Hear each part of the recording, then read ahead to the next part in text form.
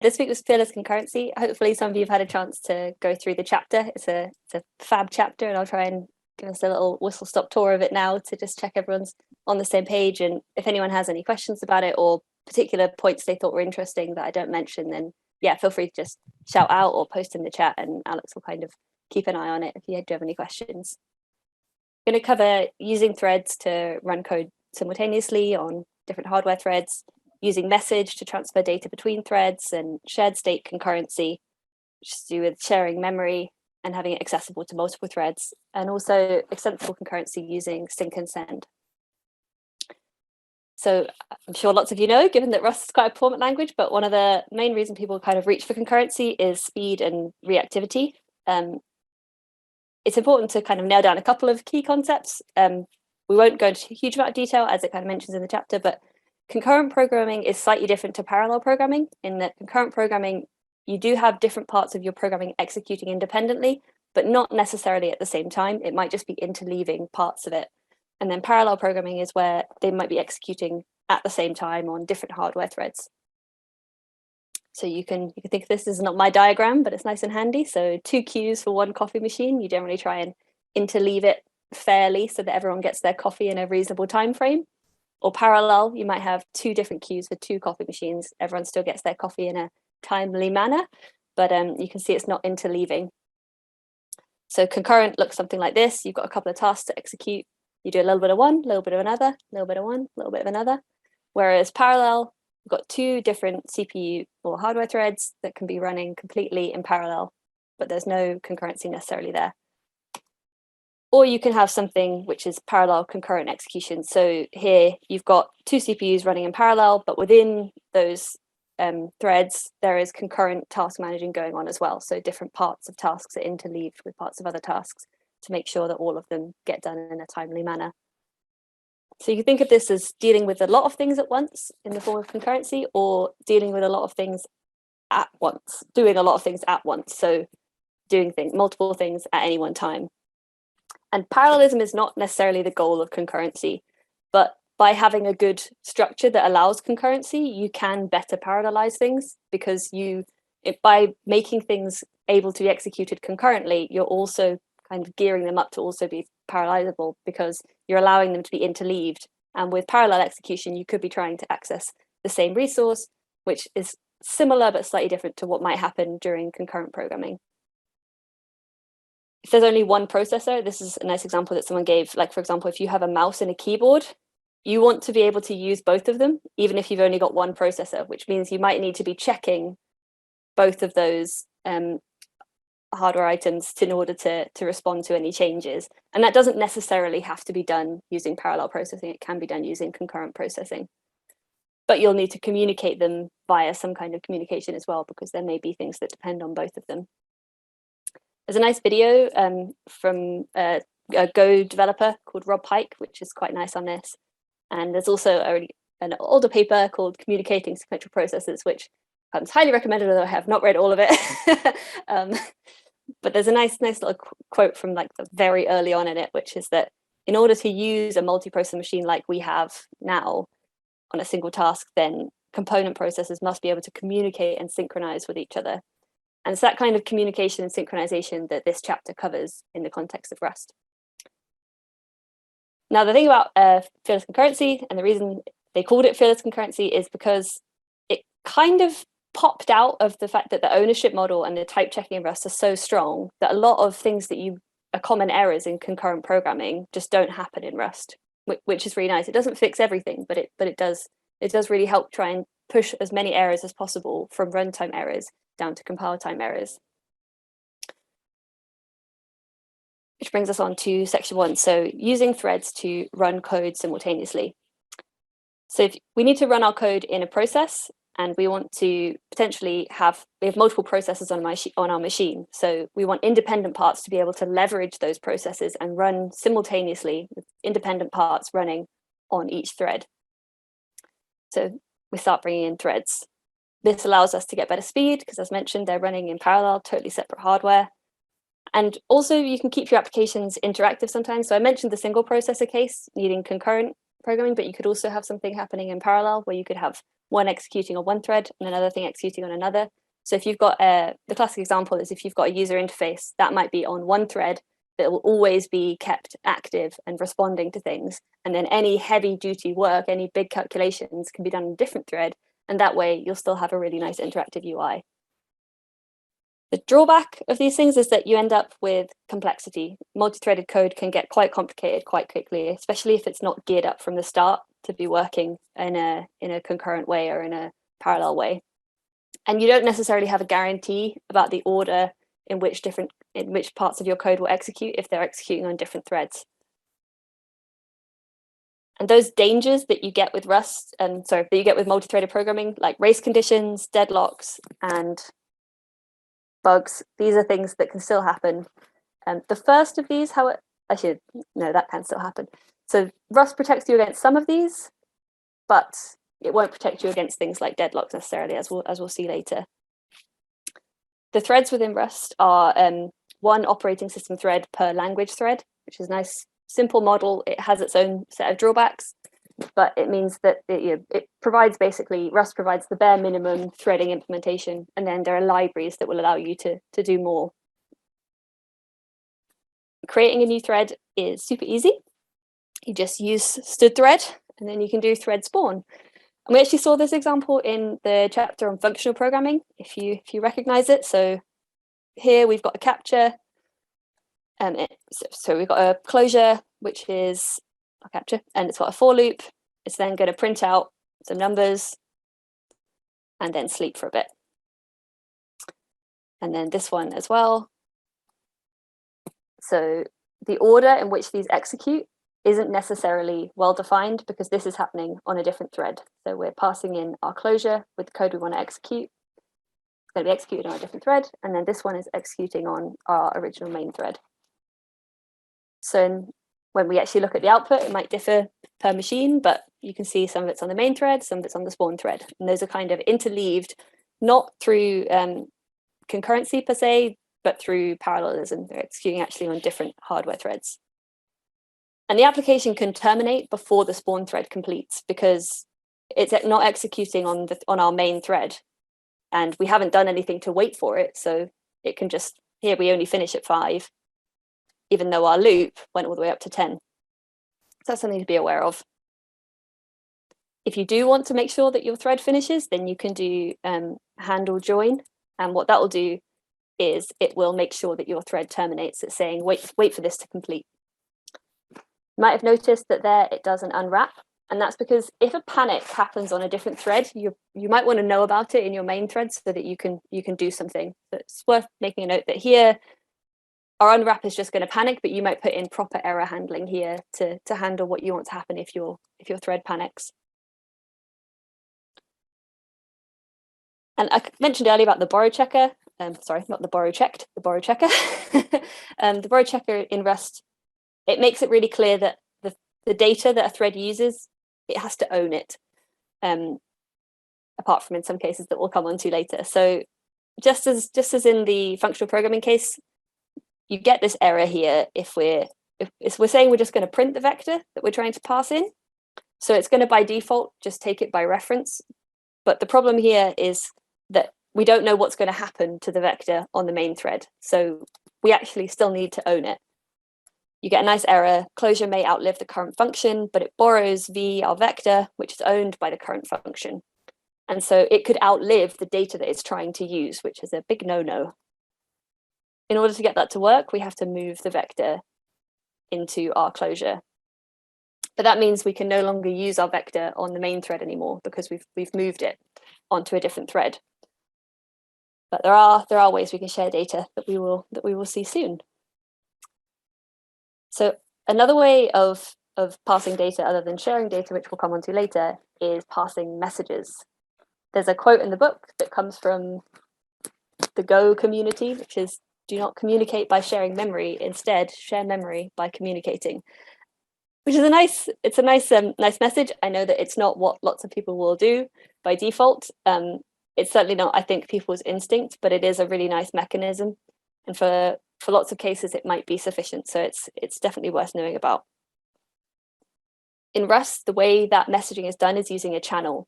So you've got a transmitter and a receiver. One part of your code calls the methods on the transmitter or sender with the data that you want to send, and then your other part of the code needs to check the receiving end for arriving messages. And it can see whether or not a transmitter gets dropped or a receiving half is dropped, and when that happens, the channel is said to be closed.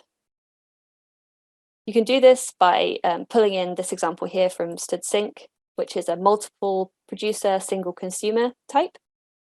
You construct a channel, and then you get back from it a sender and a receiver, which they call a transmitter and a receiver, but the type is sender T and the other type is receiver T. You can now move your transmitter inside the closure, and that's because our transmitter, similar to the vector, it implements the drop trait.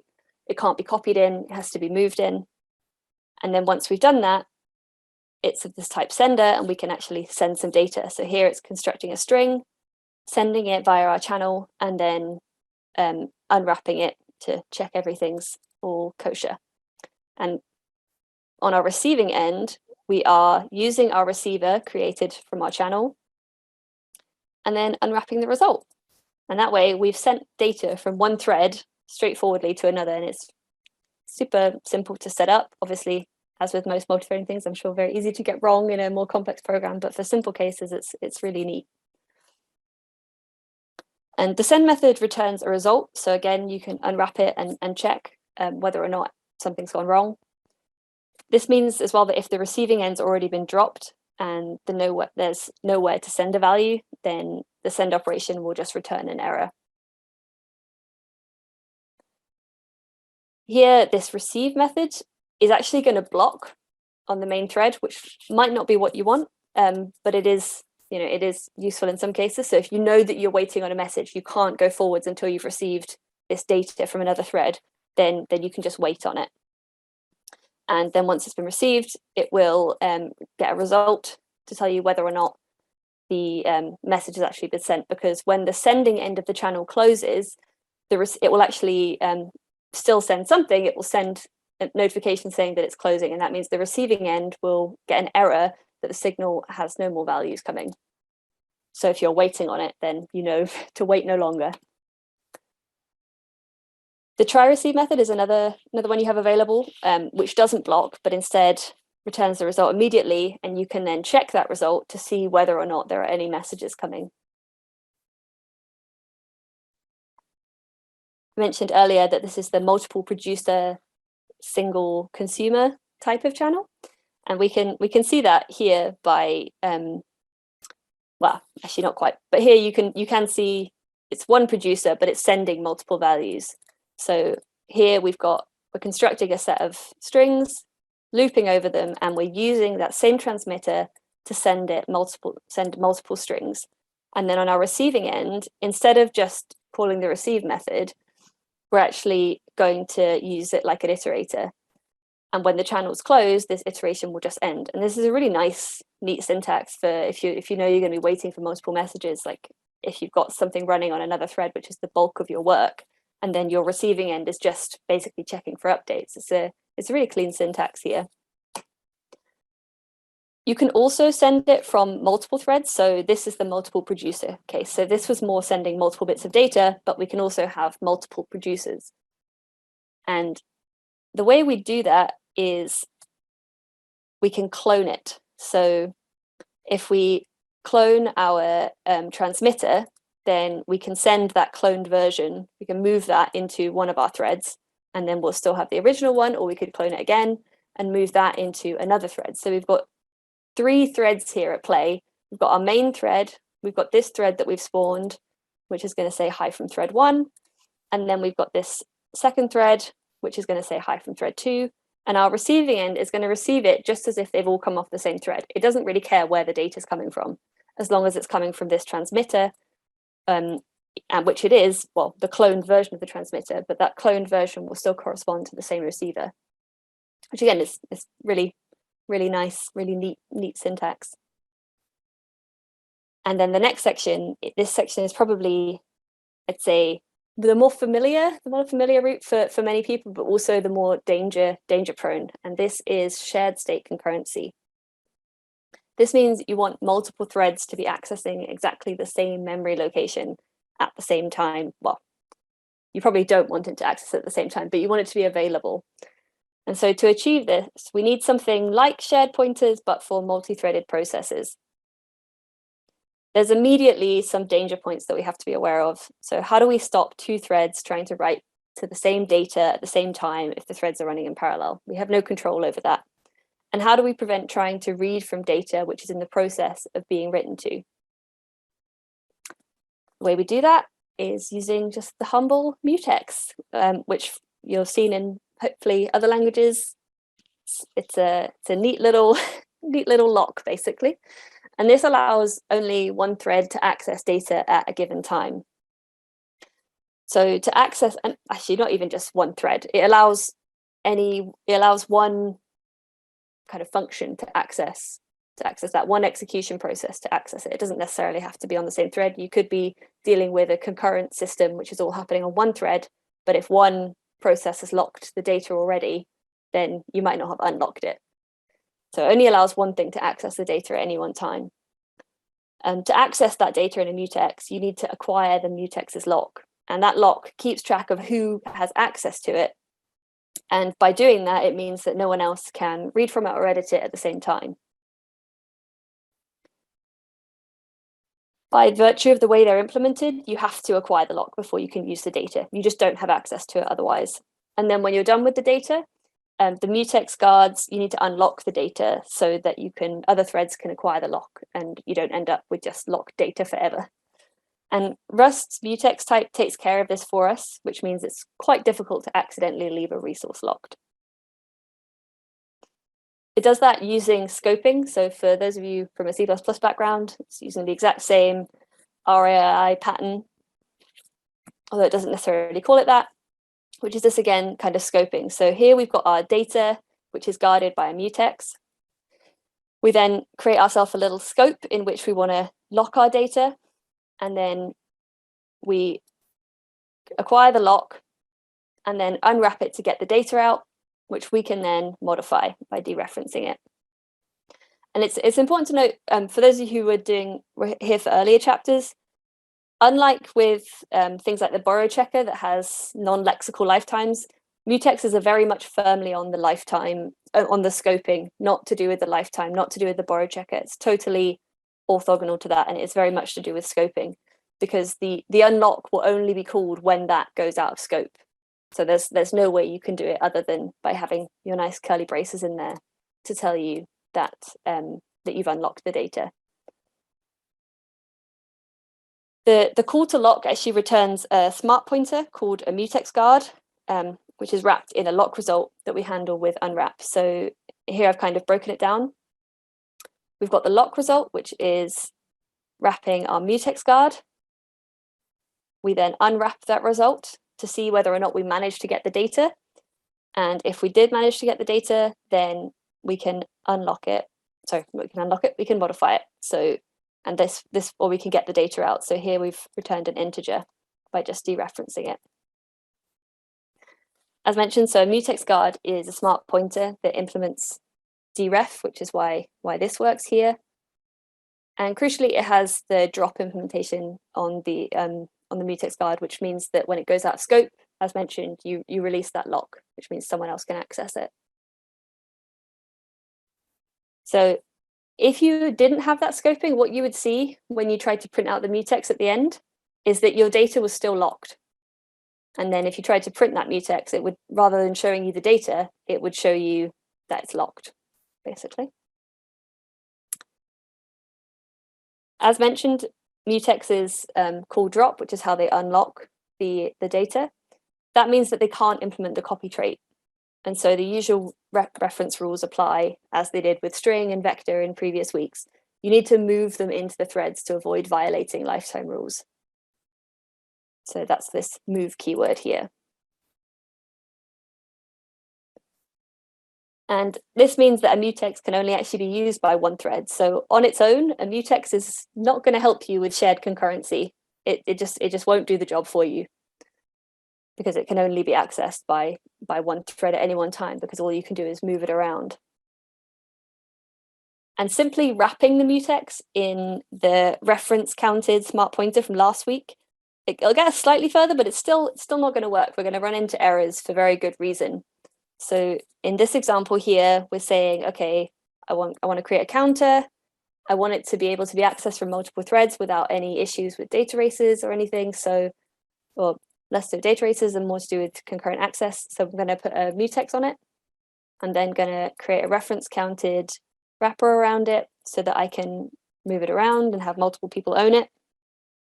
And then in my loop, I'm just going to create a bunch of threads and try and move that in. And then when it can lock it, great. And I'll be able to just increment the number as I need.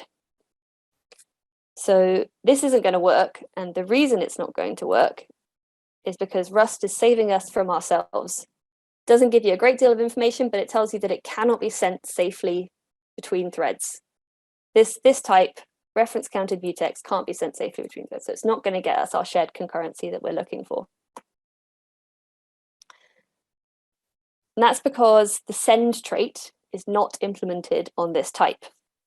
So the reason it's not implemented is because when a reference count manages, when this type manages the reference count, it doesn't guard the count against changes from other threads, which means you could have two threads trying to increment the reference count at the same time, and you wouldn't necessarily get the correct result at the end, which means you could end up dropping your resource, even though there's still instances on other threads, and you would be trying to access memory that's already been cleared up potentially. But for that, we can use the atomic reference counted type, or ARC. As I said, the A stands for atomic, and what that means is that we have protected our reference count, which means we can be darn sure that when the number goes up or when the number goes down, it is going to be giving us the correct reference count, even if it's being changed by different threads multiple times. We don't use it all the time because there is a performance cost that comes with using this, which is why in single-threaded code, you won't see it. You'll just see the simple reference counted type. But it's got exactly the same API, which means with that example we had earlier that would fail, we can now just straightforwardly swap it out. So again, we're going to create our counter up here. We're going to clone it to pass it into each thread, which we can do now because we're using this reference counted shared pointer type. We can then move our clone into a thread and increment it. So now we can see it prints out 10. You'll have to take my word for it, because I'm not running the code, but it does print out 10. Have run it, can vouch. There's some kind of notes on mutability here. For those of you who came along last session, to the session on smart pointers, you'll have some idea of this to do with ref cell. The counter is immutable, you might have noticed, but we are actually getting a mutable reference to the value inside it, which is a bit, I still will take a while to sit with this comfortably, but this idea of interior mutability is integral to these specific Rust types. It's not all Rust types that have this behavior, but Mutex is one and ref cell is the other one. So Mutex provides that interior mutability, meaning that even though our counter is immutable, there's nothing here that looks mutable. We need to know that Mutex new is actually providing a mutable reference to the internal value, similar to how ref cell did. And this is the interior mutability pattern, which is in a few places in Rust. As mentioned, it's important to note that these tools don't protect us against deadlocks or live locks or resource starvation. So a deadlock is when your processes block each other due to resource acquisition, and none of the processes make any progress because they're all waiting for another resource held by another process. So this is like, if I've got resource A and I need resource B, but you've got resource B and you need resource A, and rather than doing something clever like releasing the resource, we just hold on to it until it's freed, but it's never freed because we're both waiting on something the other person has. We could, in the case where we are waiting on a resource, we could just release our resource immediately. You can still then end up with live locks. It's something that you commonly see when you try and naively implement trying to avoid deadlocks. So if I have A and you have B, then I might release A, but simultaneously you might release B. I then try and get B and I say, oh, I've got it, got B now, let's go back and get A. But you've now got A because you did the same thing. So that means we're constantly changing state, swapping resources. We haven't deadlocked, strictly speaking. We're still making progress, but we're not making any progress. We're just going around in a merry little dance. And the end result is the same. We're not going to make any progress through our code. There's also just the simple case of resource starvation, which is when something needs a resource and it just can't get it. And it's because something else is using it and it just can't complete its task. Maybe that lock's going to be held forever. Although in Rust you won't get it held forever because of the scoping rules, but in other languages it is certainly possible.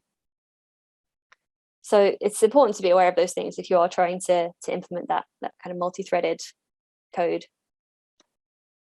There's a nice example in the Rust by example that uses the return values to join the threads when chunking up some data and figuring it out. I thought it might be nice to rework that to use this atomic type. So I rewrote that example.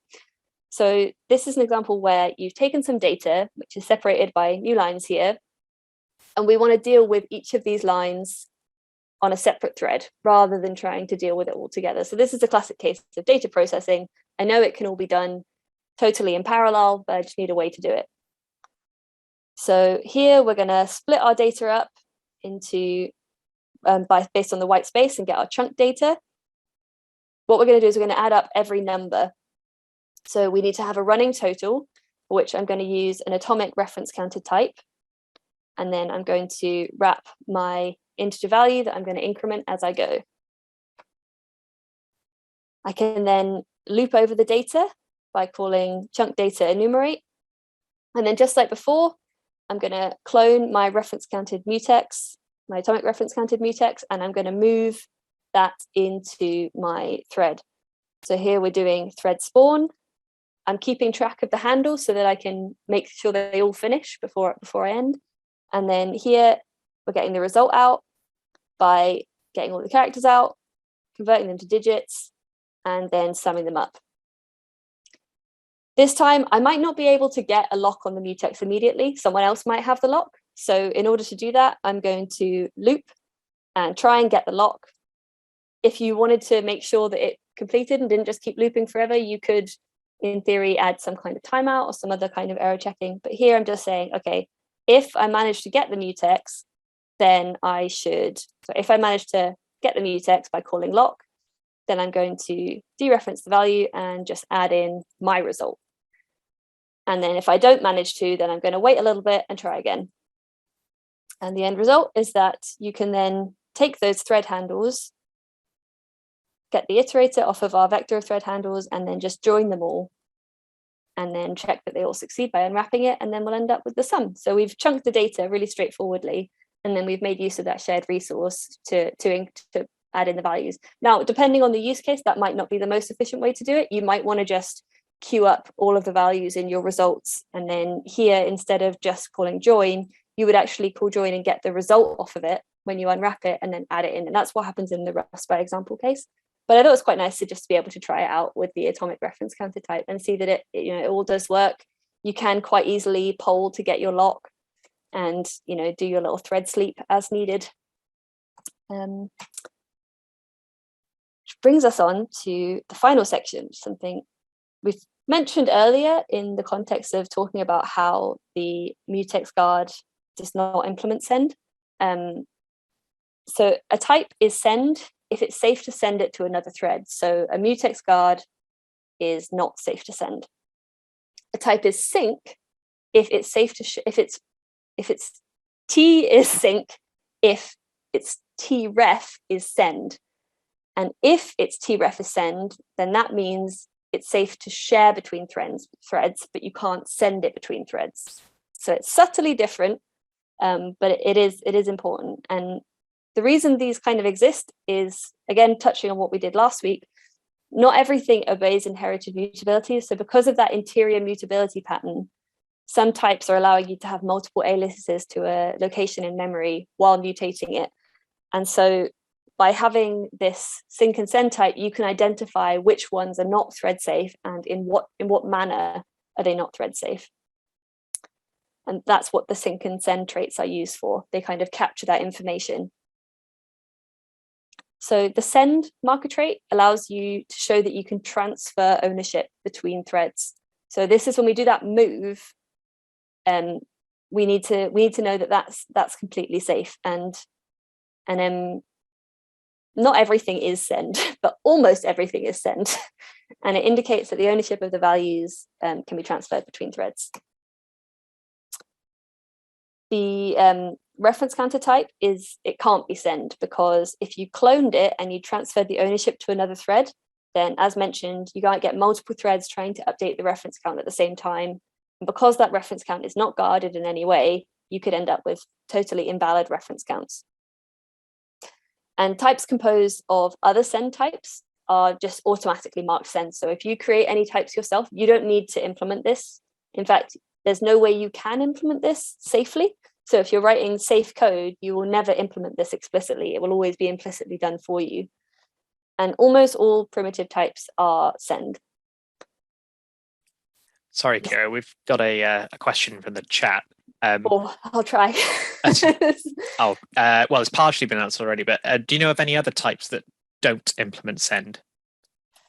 Other than raw pointers. So there's an example that I'll come into in a minute, which is Mutex guard, which I mentioned earlier. So that one's not send.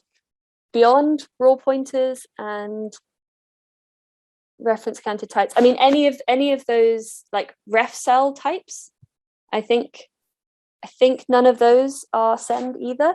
There is a list. It's not a long list. I probably should have put it in the slides.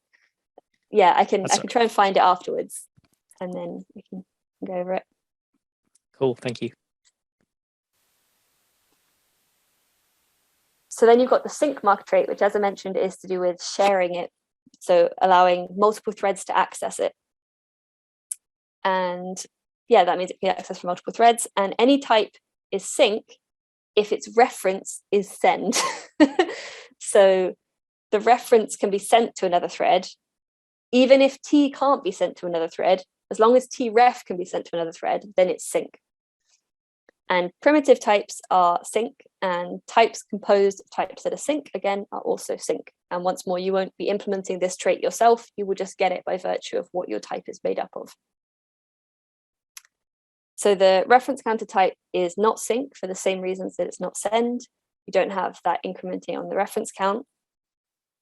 The ref cell type and cell are also not sync. And that's because the borrow checking of ref cell is done at runtime, which is inherently not thread safe. Which is, yeah, ref cell is a special type, again, to do with this interior mutability pattern, which cannot be done at compile time. It's something a bit different. And mutex T is sync and can be used to share across multiple threads, which we've seen already. And the mutex guard is sync, but it's not send. So there's some subtleties here. I think in practice, you don't have to think a huge amount about sync and send, but it is nice to then understand why some things work and some things don't, because it's not obvious when you're doing it. It's not obvious why it should know that a reference counter type can't be used across the threads. It's not the borrow checker that's doing it. It is this trait. It's slightly different. And yeah, that's because if you were able to send the mutex guard to another thread, then the destructor would get run, and then you would be violating this requirement that you don't try and free a lock that you acquired in a different thread. So it's this funny, you need to basically make sure that when you lock something and unlock it, that everything happens in a logical way. But it can still be sync, because you can send the reference to the mutex guard, and dropping a reference to a mutex guard doesn't do anything. Whereas if you sent a mutex guard from one thread to another, at some point in the other thread, it's going to go out of scope. So you've got that drop being implemented, and then you've got things happen. So you have to watch out for it. But you don't, as regular developers, it's unlikely most of us will have to think too hard about these things, because it will just, the compiler will protect us from a lot of it. We'll have to worry more about things like deadlocks and live locks, which are much easier to get. and there's no way that the language can protect you against those. And that was a real whistle-stop tour. I know there's a lot more to be said on multi-threaded programming. This was very much just a dip in the water of Rust's native kind of core implementation of it. There's a ton of things you can read about going beyond this. So there's another Rust book called the Async book, which is not nearly as fleshed out as the regular Rust book, but it does cover a lot of really nice things on the async await pattern, which is what you get with the standard futures library. There's also just other libraries that aren't core in Rust, not in the Rust standard library, that are really widely used now. So Tokyo is one of the big ones, which is event driven, and it's got the non-blocking IO platform for writing asynchronous applications. In particular, you see it used a lot for its networking capabilities. Then there's also things like Rayon, which is less to do with blocking and more to do with just heavy parallelizing. So that data example where we were just using a mutex locked integer to chunk up some data and analyze it, you would probably use a library like Rayon that would make that really, really easy to just chunk things up and execute them all in parallel. But there's tons of others as well. This is just a small smattering of ones that I thought it was worth mentioning. There's probably lots of people who know far more about multi-threaded parallel programming who might have things to chime in on. So yeah, I thought it might maybe good to open up to chat now for concluding.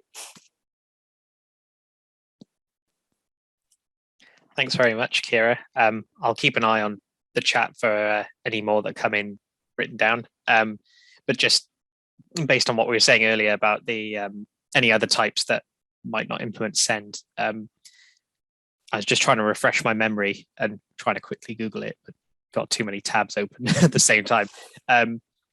Would string be one that doesn't implement that send trait, do you reckon? I would think sync is send. I know what you're thinking. You're thinking because I said about drop, and string does implement drop. But what's slightly different is that you're allowed to drop a string. Whereas if you basically would be moving ownership from the outer string to the from one thread to the other, you'd actually just be moving it. But the chat seems to concur that you can send a string, but you don't drop during a move.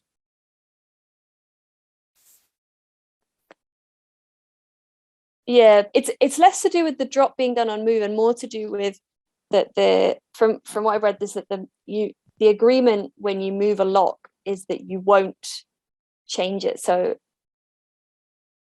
this is the agreement. So there is something inherent to mutex guard, which means you have to be able to ensure that you don't try to free a lock that you acquired in a different thread. That's the key bit as to why it can't be send. Right. And then by virtue of what happens when you move it into another thread, you will call drop. And if you call drop, you will be freeing a lock that you acquired on a different thread, which as part of mutex guard, otherwise it's not a very good guard. You've kind of promised that you won't do that. I haven't looked at the implementation for mutex guard, so I don't know how they've achieved that, but with a lot of these types, there's unsafe implementation inside it to allow a lot of it to work. I assume that's what's happening here, but I don't know what the exact mechanism is. Cool, thanks. So the chat has chimed in a bit as well. So Christoph has found a link from the Rust book, which lists quite a lot of the types that implement the send trait, including string. And Matt Davis has also got, you move the stack part of the string to the other thread stack, but the heap part of the string is still the same. As a general rule for multi-threaded programming, you shouldn't be using mutexes, but this has nothing to do with Rust. Yes, that's again this, you should be communicating, what's it? Sharing memory by communicating, not communicating by sharing memory. That quote at the start, because you do end up with a lot of trouble. Yeah. And you don't necessarily get the speed ups that you're expecting.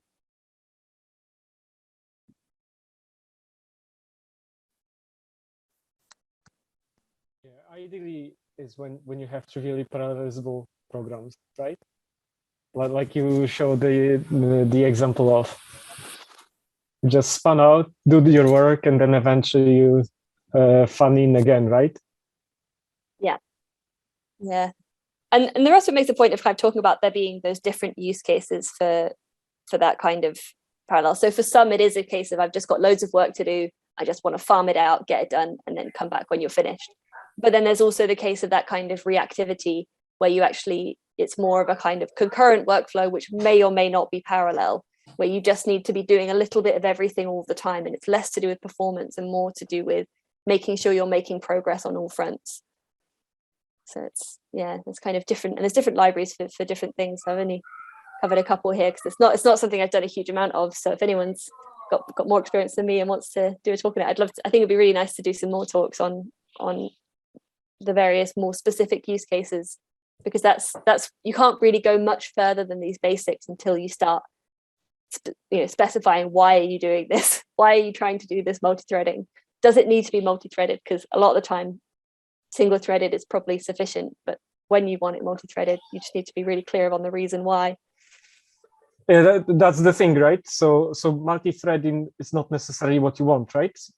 It's really only if you are either heavy compute intensive, or if some of your operations don't support asynchronous access, really, right? But lots of the stuff you do in low-level languages, they are reactive, they are event-driven, so you can really use some kind of frameworks like that, and then you do things on one thread only. That doesn't mean you don't have problems of re-entrancy, right? I've been beaten by that many times. I don't think Rust has all the proper primitives for multi-thread programming just yet. The Tokyo comes very close, and I don't know too much about Tokyo, but generally, if you want to avoid the deadlock, live lock part of things, you want to be using queues or channels. So serial queues, concurrent queues. Now you should not be using mutexes. As soon as you use a mutex, you're doing it wrong. You're putting latency into your code, because you're basically blocking one thread, waiting for another thread, and you kind of want to avoid that for high performance applications. Which, let's face it, if we're writing in Rust, we care about high performance. I don't know. Maybe someone else who knows Tokyo could talk about this, but I don't know.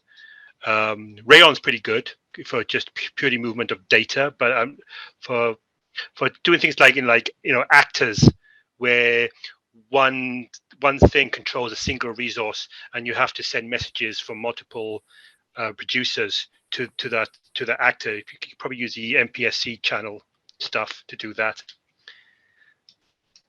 I don't know if there's anything, nothing like GCD on Mac OS, the Grand Central Dispatch, if you're familiar with that, where you have proper queues. You just push stuff on queues, and that data ends up going to those tasks. You push tasks on the queues, and those tasks just get done by a scheduler. I think Rust deliberately didn't go too heavy on, it didn't implement proper multi-threading programming. It gave the absolute bare minimum to allow other people to build it. I think probably the reason for that, is that it wasn't convinced, because there's a lot of different ways to do different things in kind of multi-threading, which you mentioned there. You've got these channels, you've got queues, you've got thread pools, and there isn't any one way that is right for every solution. So I think it's kind of waiting for more development in that scope, where we've kind of honed in on these are the main ways, and this is going to stay stable for the next 20 years, which I don't think we're quite at with parallel programming. It still seems to be plagued with a lot of issues, no matter which route you go down. Yeah, I need to look at Tokyo a bit closer to see if it does the sort of task queue primitives, because I know it deals with thread pools and stuff. But so I'd be interested to hearing a talk about Tokyo, if any, from anyone who does understand it better, because I think Tokyo is going to become a more and more important part of the Rust ecosystem, especially some of the debugging facilities. I think it does. And with the debugging capabilities, you're talking now about the Tokyo console, is it? Yes, yes. Mm-hmm. Sounds So like I'm you're excited volunteering by for a talk there, Christoph. No, we'll ask around and see. Because I know there's lots of people who, yeah, I know some people who've done a lot with Tokyo, but it's just finding someone who would want to do a talk on it because it's one of those topics that there's so much scope. Like, I might do that actually myself. Oh yeah. I actually write a blog, but my blog on Rust, and I use it because I don't know about something and I deep dive into it, and I write the blog as a consequence of learning as I deep dive. There's no reason why I can't do that into a talk as well. do you mind So, dropping a link for the for your blog? Yeah, shameless plug. yeah, you know, I'm not gonna promise high quality, but it's got a few like I deep dive into how strings work and so forth. And let me find the link. Give me one moment. I think like Tokyo is its own operating system, really, right? And now with like this Tokyo console, you just have you know, system manager view really of what's going on in your system, right? Which is nice.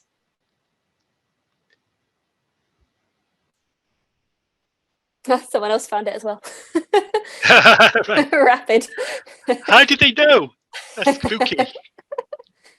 But yeah, if you would be up for doing a talk on Tokyo, I know that I'd definitely love to hear it. I'm going to have to learn about it first. So Yeah. I'm going to find something to use it with, maybe ray tracing or something like that. Some sort of program I can mess around with it. That's more like Rayon, I think. I think about it. Yeah, it's networking is where I've heard it most used. Is yeah. Yes. In the networking Yes. space. Yes, because it slides into the async await path stuff. Yeah. Um, Of which there is a whole book on it. Just talk. Oh. Alex, do you want to take over sharing screen and you can talk about what we've got coming ahead as well? If there's no more, it sounds like we've basically all got lots of reading to do now from that talk. I feel that way every time I go to one of these book clubs. And, the list of things that I need to read about just There's never. so much to read and so little time. Exactly. Yeah, so just very quick look ahead. So we're hoping to go back to 2 chapters for next time. So we're going to be covering chapter 17, object-oriented programming, features of Rust. No, don't do object-oriented programming. Don't. Well, we're going to We cover won't make you write it. And I volunteered to lead that one, so it'll be my first led chapter in the group. But we're still looking for volunteers to cover patterns and matching. So if you're interested, drop us a line in the chat or in Discord, and just get involved. There's no onus on anyone to be an expert in this. Just all you need to do is to have read the chapter and have some slides ready. Do you have a Discord link? I'm not sure I have that. So we do. I'll tell you what, I'll just go back through all the slides. Oh, that should be up to date. I'll copy and paste, put it in the chat as well. There we are. Marvelous.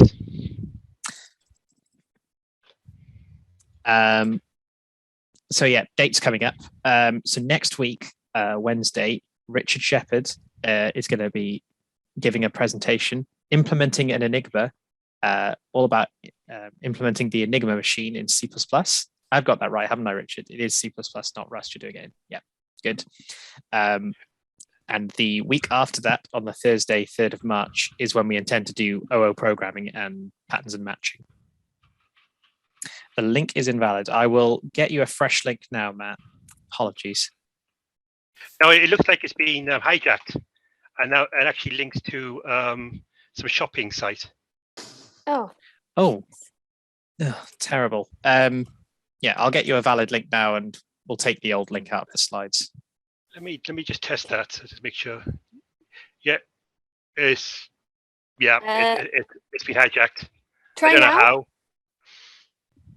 Try now. I know it's the same link, so you might not want to, but No, it's going to what is your age and gender. Your opinion about the UK's economy is important. okay. I've got a temporary link instead. Yeah, it's so annoying. Yeah, apologies about that. We've had a few malicious. I'll remove that link There's from some our. shitty people out there. Yes. Yes, there are. But there are also some great people like Richard doing talk on on Craig Enigma in C++ next week, which should be really fun. Oh, we'll see how that goes. That On the works. concurrency thing, I was just pondering. You mentioned at the beginning it was almost like a happy accident that Rust has got these abilities that make it a bit safer for concurrency. But my understanding of the story of Rust was that Mozilla was specifically looking to sort of rebuild their compiler, and a lot of the problems they had were to do with accidents while sharing, while threading, and so they were looking to sort of at what properties a language should have to make it safer from the start. So it was almost the other way around. They arrived at things like the borrow checker as being a core component to try and make concurrency safer, was my understanding. That would make sense. That I think of the borrow checker in the context of very much just references and not allowing reference to yourself stuff, but it makes sense that it would have come out of the concurrency stuff, I guess. That's where you hit a lot of these things. Really good talk. Thank you, Ciara, taking us through that. We're getting close to the end of the book. Going to be sad when we finished it. I mean, no shortage of other things to read, but Then we'll start Bjarne's Trustup book. we should maybe we should do a vote on if people want to carry on the book club. We can maybe take like a 2-week break or something, and then and then pick a new book to start going through. There are a few interesting in Rust, aren't they? I was considering whether you could ask Luca Palmieri whether or not he would be okay with us going through Zero to Production, because I know you're reading it and I've read a bit of it, and I'd like an excuse to to force myself to go through it in more detail, but I think we probably need to get his permission on that one. So I think he also has his blog where he really puts like the initial chapters or like the initial form of chapters are put on the blog, and then he reiterates them and improves them in the book. Mm-hmm. I think. And he runs the Rust, or is one of the co-organizers of the Rust London meetup, so I'm sure he'll be very sympathetic to a meetup going through his book. But yeah, I'll ask him and see. There's one book I'm going through right now, nothing to do with Rust, but I'm using Rust to implement it, is the Ray Tracer Challenge. This book here. And it's a really good book because it explains a few things, such as some of the math behind it and how a ray tracer works and stuff, but it doesn't actually give you code. What it does give you is unit tests. So the idea is that you write the code and you write the unit tests and make sure your code passes the unit test. And of course, Rust supports unit tests very effectively and integration tests. So and I get pretty pictures at the end of it as well. So it's an interesting little project. Oh, I like that. I might check that out. Ray tracing challenge. It might be interesting idea to organize the workshop session, like a mob session where we can work on the cases in the book, just in the mode when we have a driver and navigator and writing tests of the solutions from these books. I think that's a brilliant idea. Yeah, I would drive that. Okay, the other book I've got recently is this one, Hands on Rust. You're writing basically a roguelike game using a text mode. I actually don't. Yeah, I actually don't like the text mode crate that they use in that, because I wrote myself another shameless plug. I wrote myself one myself. It uses OpenGL to render text fast, called mterm. If you look at mterm in Crates.io, send a link. I do like I do like roguelike games. You don't have to worry about graphics if you like writing games. Check that out as well. I've written it down. But I'm going through that book as well, and I might actually replace his stuff with my stuff. But it's a really good. It covers data structures for games. It covers. It's not really great as teaching you how to write games as a general thing. As a professional games programmer, there's lots of things I would do differently, but it's a really good resource for if you're new to programming or you just want to learn Rust. So I recommend that. What was the name of that book again? Sorry. It's called Hands-on Rust.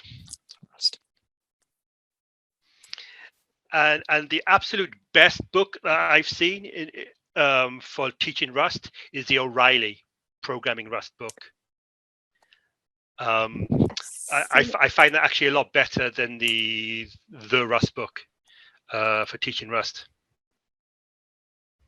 Do you have experience teaching Rust, or me? Mhm. I have experience teaching programming, but not specifically Rust. Mhm. It's something I actually want to do, but I'm not an expert on Rust like I am with C++, perhaps.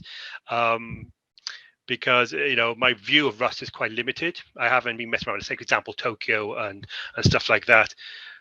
But I do enjoy teaching and programming in general. It's something I want to do at the company that I work at is try to sneak in Rust through the back door. And the first step in that is trying to do some lessons on it. So I've been really thinking about that. I've also been thinking about doing YouTube channels. But I have to overcome my fear of appearing in a YouTube video, so to do that. I think it's a meetup video and then just post it on YouTube. Yes, maybe. Well, I should point out we do actually post these meetup videos to YouTube, so. But we can cut you out if yeah. I'm okay. I'm okay. Yes. And Sorry, I forgot to mention at the start. Speaking of teaching Rust, so that he has to do it. I know that Chris is planning on teaching. How old were they? Like 8 or something? Did you say, Chris? I should be still on 9, but I know Chris is planning on teaching someone he knows, maybe his cousin or someone, Rust, and then doing a talk on what it's like to teach someone who does no programming, I think, or maybe like a tiny bit of programming, Rust, which will be quite interesting to see the learning process there. So, yeah, I don't know if he's available to talk right now, but if I remember correctly, it's basically jumping from a bit of familiarity with Scratch straight into Rust and see how that goes. Bear in mind, this person is a child. It's not such a crazy idea because I think you've got to unlearn a lot of bad habits to get the right mindset and mentality to understand Rust and lifetimes. Because I do wonder if I was new to programming and I just started with the concept of ownership and borrowing from the get-go, how my life of programming would be a lot easier. It seems obvious in retrospect, doesn't it? Like, of course, yes. I don't want to enable dangling references. I don't want that to be a thing. Why would I? But then the problem will be to understand what the hell is reference, isn't it? Like if you start with some scripting language or, I don't know, even Java, right? Where you don't have to care about lifetimes. It's much easier because then you can get to the clue of programming, like I want this loop to print something. Whereas if you have lifetimes, it's like, oh, so yeah, it's gonna be interesting to see. But Ciara, we just use shared pointers for everything. It's easy.